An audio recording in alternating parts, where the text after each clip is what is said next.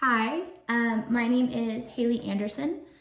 I am currently a student at East Texas A&M University in the grad program for the theater department. So this is going to be kind of my weekly video journal for my theater management course. We are discussing our readings and things such that. The two books that I will be mainly discussing are Anthony Rhine's Theater Management, Art Leadership for the 21st Century, and Duncan M. Webb's Running Theaters, Best Practices for Leaders and Managers. Before I continue, I want to talk that all of these opinions are purely my own, and we are just discussing the book.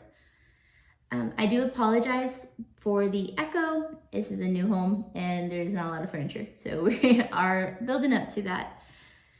So let's go ahead and get started. So our question to kind of get us off to begin is, what is theater management, the theater job, and the operating context?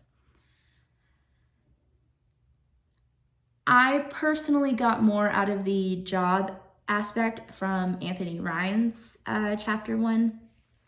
I would say that the running theaters, to me, was very facility focused, and what type of facility and how are these different facilities functioning and things like that. And so to me, Anthony Rhine's was more interesting just because it focused on the job aspect, right? Because what is theater management? Right? That's the root question. Theater management seems to be a million different tasks wrapped in one, because I think the longer you work in theater, the more you realize just how much it affects other people, society, your community, right? And so a theater manager's job has to keep that in mind while also it's a business, right? Theater is a billion-dollar business across the globe, right? And so how do you do that in such a small aspect in your job as a theater manager, right? So the few things I kind of discussed in my discussion post about Anthony Rhine's was that, how do you know? How do you know what a good show is, right? So as a theater manager, how do you know what show to put in your own theater, right? How do you discuss with a director that has a really particular artistic vision that won't work for your community, right? And then on the flip side of that, how do you discuss with a business manager that purely sees numbers, right? That this story is important to tell and this story is just a fluff piece, right? And so how do you find that balance in between those two things is kind of the core of what I think a theater manager is giving the art life, right? While also creating the societal business function throughout of it. I discussed the case study near at the end. I found what was his name again? Patrick. I found Patrick's dilemma interesting in that it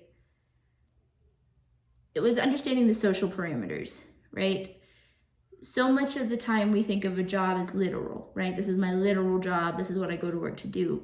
But social parameters guide our work all of the time. And like I mentioned earlier with the talking to the director versus the business manager, right? That social parameters and the way you speak to people guide how things get done. And so Patrick's situation, one, he should fire some people if they're not listening to him as their direct employer. But then two, speaking with Frank, I believe was Frank, out of canceling a meeting out of fear, then that means there's something clearly wrong with the way that was being done.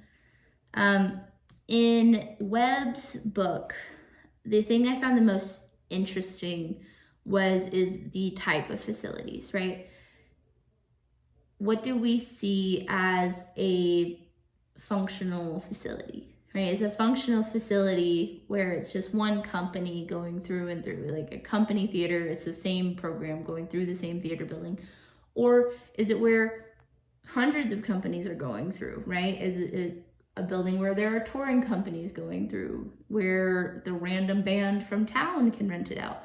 Which kind of function is better? Is consistency of who's in this building better? Or as a facility manager, is it more financially intelligent of you to allow people to rent out that space? And so I found that quite interesting. I'm kind of running over on my time, so I do apologize. Sorry. I think that theater management is interesting because there are a lot of layers that maybe you don't necessarily think about in the business world alone or in the theater directing world alone, right? You have to bring in what makes money but also tells a story. So I am excited to see how theater management continues. Thank you for watching. Have a great day.